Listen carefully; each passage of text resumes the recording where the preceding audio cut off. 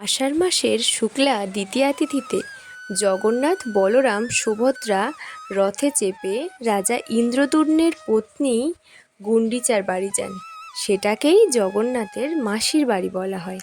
আবার 7 দিন পরে জগন্নাথ দেব, বলদেব ও সুভদ্রা যখন মন্দিরে ফিরে আসেন তখন তা উল্টো রথ নামে পরিচিত।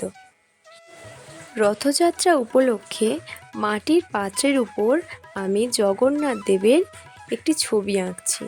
তার সাথে আজ পুরীর জগন্নাথ ধামের গল্প বলবো তোমাদের। মন্দিরটি ভারতীয় সংস্কৃতি ও ঐতিহ্যের একটি গুরুত্বপূর্ণ অংশ। পুরীর জগন্নাথ মন্দির বদ্রীনাথ, দ্বারকা ও রামেশ্বরমের সাথে ভারতের 4টি প্রধান তীর্থস্থানের মধ্যে অন্যতম। স্কন্দপুরাণ, ব্রহ্মপুরাণ, পদ্মপুরাণ এবং অন্যান্য পুরাণে জগন্নাথদেবের মাহাত্ম্য ও রথযাত্রার বর্ণনা কথিত আছে। এবার আমরা জেনে নেব জগন্নাথ দেবের আবির্ভাবের গল্প। জগন্নাথ দেবের আবির্ভাবের গল্প জানতে হলে দাপরের শেষে যেতে হবে। দাপর যুগের শেষে গভীর জঙ্গলে ভগবান শ্রীকৃষ্ণ যখন একটি বৃক্ষে বসেছিলেন, সে সময় তার চরণকে পক্ষী ভেবে জরা নামের এক ব্যাধ সর্বিদ্ধ করলেন, যা পূর্বজন্মে বালিপুত্র অঙ্গদকে ভগবান রাম বর দিয়েছিলেন যখন তিনি বালিকে বধ করেছিলেন। শ্রীকৃষ্ণ দেহ রাখলে তার দেহ দ্বারকার সমুদ্র তটে চন্দন কাষ্ঠে ও ঘৃত দিয়ে দাহ করার চেষ্টা করা হয়, কিন্তু 6 দিন পরেও ভগবানের একটি অঙ্গ পুড়ল না। সেই দেহাংশ দৈববাণী অনুসারে সমুদ্রে বিসর্জন করা হলো। তা ভাসতে ভাসতে পশ্চিম উপকূল থেকে পূর্ব উপকূলে কলিঙ্গ রাজ্যে গিয়ে পৌঁছায়। ওই অঞ্চলে শবররা থাকত। শবররা তাদের নেতা বিশ্ব বসুর নেতৃত্বে গভীর জঙ্গলে তা নিয়ে নীলমাধব রূপে পুজো করতেন। মহারাজ ইন্দ্রদ্যুম্ন স্বপ্নাদেশ পান এবং শ্রীকৃষ্ণের সেই দেহাংশ সমুদ্র থেকে ভাসমান অবস্থায় পান। এবার বিগ্রহ তৈরির পালা। বিগ্রহ তৈরির জন্য অনেক কারিগর নিয়োগ করলেও কোনো লাভ হয় না। শেষে দেবশিল্পী বিশ্বকর্মা ছদ্মবেশে সেখানে হাজির হয় এবং বিগ্রহ তৈরি করার কথা বলেন। তিনি শর্ত দিয়েছিলেন যে মূর্তি গড়ার সময় কেউ যেন কক্ষে প্রবেশ না করে এবং কক্ষের দরজা বাইরে থেকে বন্ধ করা থাকবে। কিন্তু রাজা চঞ্চল হয়ে পড়েন।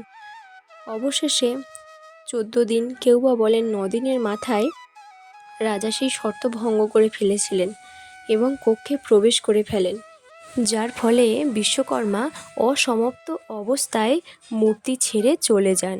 তাই জগন্নাথ দেবের হাত, পা এবং কান অসম্পূর্ণই রয়ে গেছে। এটি ঈশ্বরের একটি বিশেষ রূপ, যা অসম্পূর্ণতার মাঝেও সম্পূর্ণতাকে নির্দেশ করে গেছে। অনেকেই হয়তো জানেন, পুরীর এই জগন্নাথ মন্দিরটি মহারাজ ইন্দ্রদ্যুম্ন তৈরি করেছিলেন। প্রকৃতপক্ষে তিনি শুধু মূল মন্দিরটি তৈরি করেছিলেন। পুরীর বাকি যেসব অবকাঠামো বা মন্দিরগুলি আছে তা সময়ের আবর্তনে বিভিন্ন শাসক ও রাজাদের দ্বারা নির্মিত। প্রথম দিকে পুরী মন্দির ও মাসির বাড়ি অর্থাৎ গুন্ডিচা মন্দিরের মধ্যবর্তীতে একটি নদী প্রবাহিত ছিল। তাই নদীর এই পারে 3টি রথ থাকত, যেই রথগুলো জগন্নাথ, বলরাম, সুভদ্রাকে নদীর পার পর্যন্ত পৌঁছে দিত। এবার নদীতে তো আর রথ যাবে না, তখন ওইখানে একটি বিশালাকার নৌকা রাখা থাকতো যা নদী পারাপার করত। তারপর আবার নদীর ওই পারে গিয়ে আবার 3টি রথ রাখা থাকতো যা মাসির বাড়ি পর্যন্ত পৌঁছে দিত। প্রথম দিকে তার মানে 3টে রথ নয়, 6টি রথ ছিল। বলবো মহাপ্রভুর ভোগের বিষয়ে। মহাপ্রভুর ভোগের জন্য বাইরের কোনো জল ব্যবহার করা হয় না। রান্নাঘরের ভেতর দিয়ে মা গঙ্গা ও সরস্বতী নদী প্রবাহিত হয়েছে। মহাপ্রভুকে প্রতিদিন 56 রকমের ভোগ নিবেদন করা হয়। কোনো বিশেষ দিনে 88 রকমেরও ভোগ নিবেদন করার কথা শোনা যায়। মন্দিরের রান্নাঘরটিও রহস্যময়।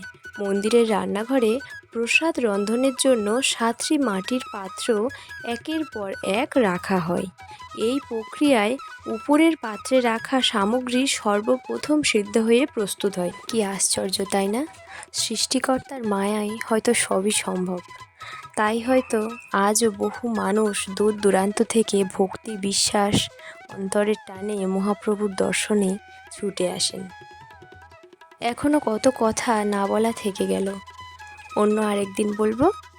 আজ আমার আঁকাটা কেমন হয়েছে সবাই জানিও।